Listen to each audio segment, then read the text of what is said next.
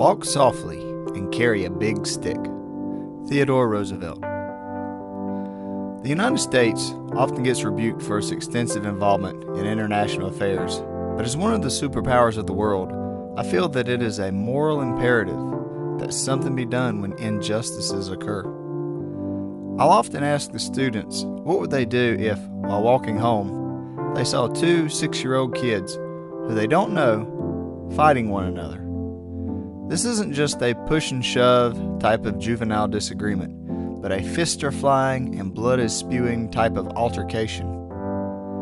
An altercation is a verbal fight or disagreement.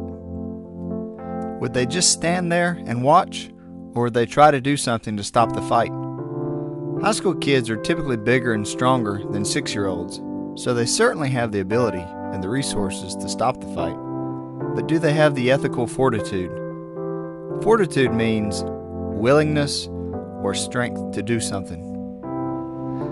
Sometimes the students' responses to this question concern me, and they make me think that their moral compasses might be pointing in the wrong direction. Occasionally, an action can be just as bad as an action that is morally repugnant, and can sometimes even be worse. Repugnant means evil or distasteful.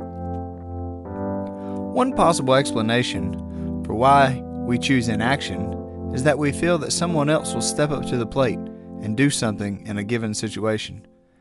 However, if everyone is thinking the same thing, nothing ever gets done. I remember a high school PE teacher, as we were learning CPR, say that if 911 ever needed to be called, do not just simply yell, "Someone call 911," but rather point to someone in the crowd and say, "I need you to go call 911. This trick is so powerful because it gives that person a purpose and discourages that deer in the headlight look and effectively eliminates his or her thinking that someone else will call. The word eliminate means to get rid of something. Oftentimes, we know what to do, but actually doing it is the hardest part.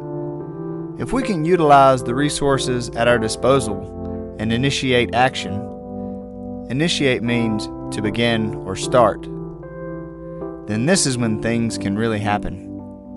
Even though I don't think Roosevelt would advocate looking for trouble, I do think that he would recommend being able to know how to handle it if trouble should happen to find you.